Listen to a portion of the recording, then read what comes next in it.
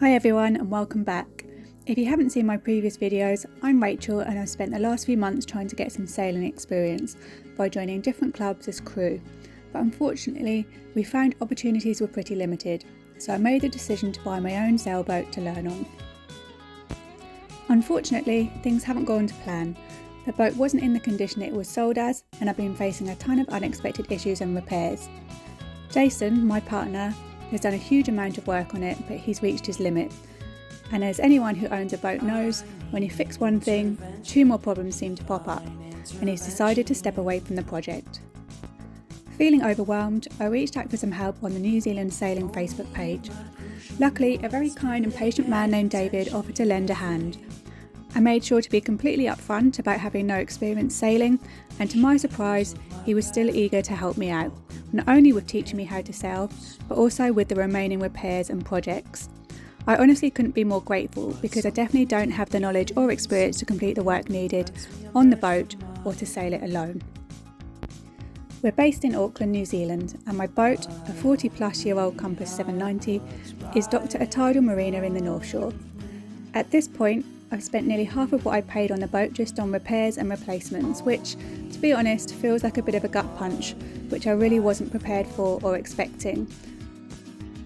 But what's even more frustrating is that because the boat turned out to not be in an acceptable condition, I haven't been able to use it to actually learn how to sail. So, straight into the good stuff. After fixing some leaks coming from the manual toilet flush pump, the result was new leaks appearing in different locations, and much worse. After much consideration and discussion with other boat owners about whether to replace the entire bowl and flush unit with an electric toilet or stick with the same manual model, I decided to replace the manual flush unit along with the sewage pipes and hoses. We began by disconnecting the hose from the holding tank, and since David and I had never explored how a holding tank works, we decided to take it apart to learn more. Needless to say, we won't be doing that again. Removing the old hose from the holding tank to connect the new one was very tricky. We ended up having to saw it off. Poor David took the lead with that job, and yep, that brown stuff on that pipe is exactly what you think it is, and it's not mine or David's, so that was nice. I then cleaned the pipe thoroughly, reattached it to the new hose and ran it through a new hole which we made in the toilet wall, connecting it to the new pump. After what felt like a huge struggle trying to bend the hose to attach it to the pump and fighting to get the hose clamps tight enough to prevent leaks, we were advised to run hot water through it to make the hose more flexible. Finally, it all came together and we ended up with a secure, leak-free connection. Neither David nor I had ever done this before, so there was plenty of learning as we went along. I regularly inspect the bilge for water, and after our fun with the toilet, there was quite a bit to clean up. Thankfully, my small wet and dry vacuum works like a charm and gets the job done efficiently. During the week, I tackle some simple tasks after work, including sewing Velcro patches back onto my head sail. I figured a crochet needle would do the trick, and it worked.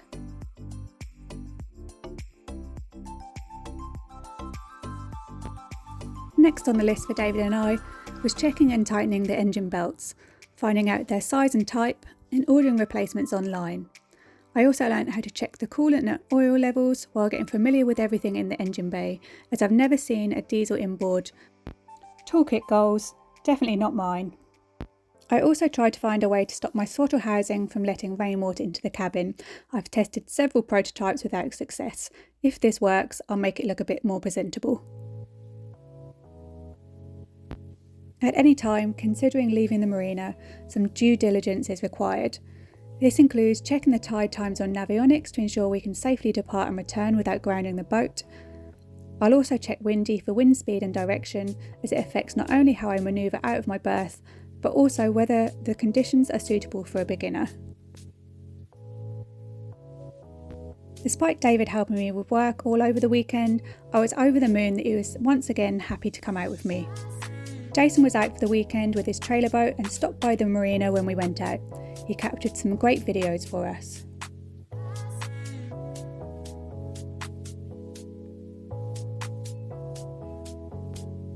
At the moment, I'm so nervous taking my boat out. I feel and am completely incompetent, and learning how to sail feels unimaginable at this point. I do my best not to show my nerves and try to absorb as much information as possible from David.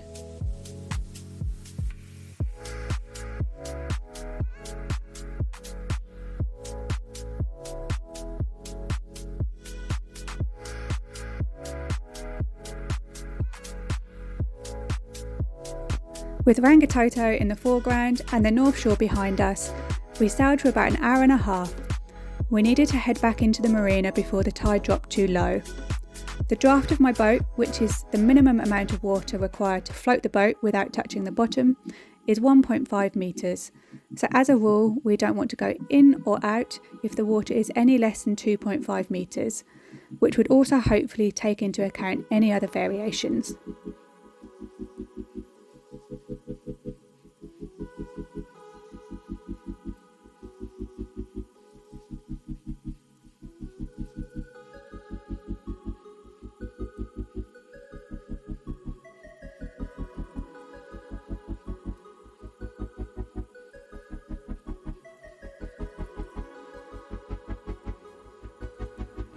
After a quick sail, the next time we were back on the boat, we were back at work.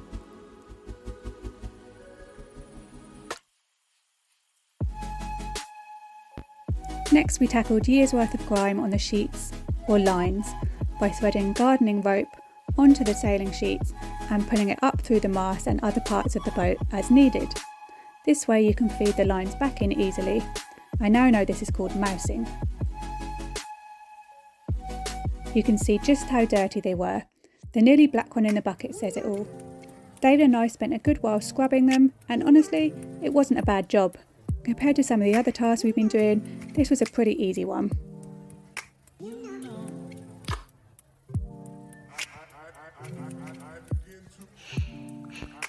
While David and I were at the boat, Jason kindly started working on a second-hand tender I'd bought off of Trade Me. Some of the attachments were coming loose, and there's a small leak that needs fixing.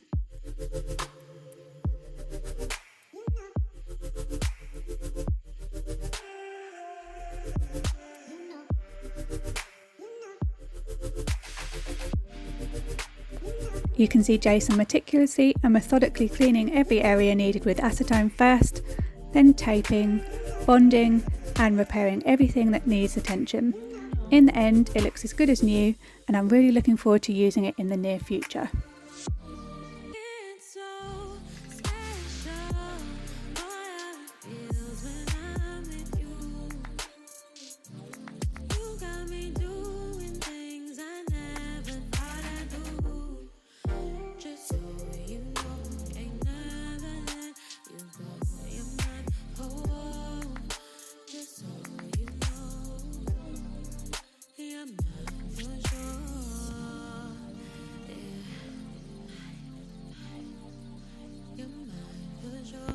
Next on the list for David and I are the electrics.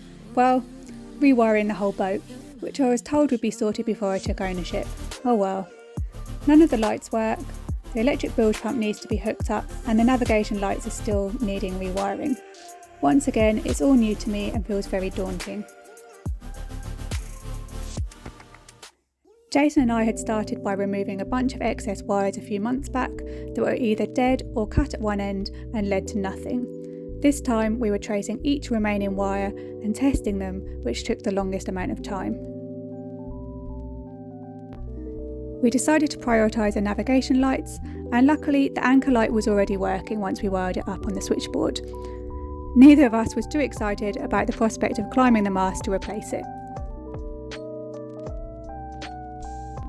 We installed brand new green and red lights, which indicate the direction a boat is moving when seen from another vessel, and rewired the stern light, which shows the back of the boat to others.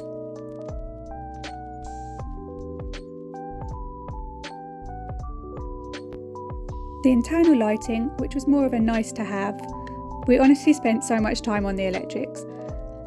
It's surprising how long everything takes, but I really enjoyed learning from David and hopefully helping myself in the long run to understand any future issues which might arise electrics wise. Once the internal lights were up and running, which took quite a while as we couldn't do them all in one go, I was thrilled. The boat felt so much more homely and became a much nicer place to spend time in. David taught me so much about the battery, the switchboard and how to test everything.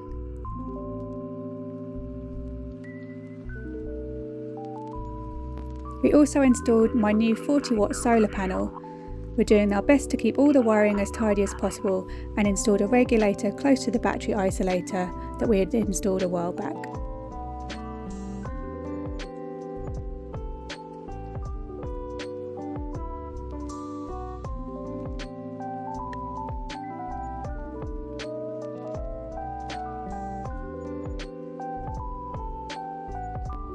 Next we moved on to wiring up the new electric bilge pump and switch.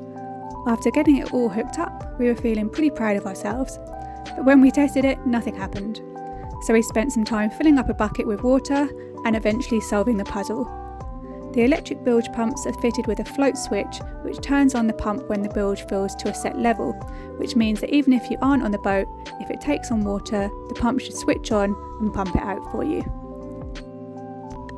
Rewiring the boat took several weekends, but in between work we managed to get out on the water. David was incredibly patient, gradually teaching me how to manage the boat and understand the basics of sailing. We sailed to Half Moon Bay, then on to Karaka Bay, where we tested out the large anchor I had bought as a replacement for the small one that came with the boat. We stayed in the bay until the tide was high enough to return to the marina. Sailing at night was another entirely new experience. I still feel completely out of my depth, and thank goodness for David. Join us in our next video, where the list of jobs will be getting shorter and the time spent sailing getting longer.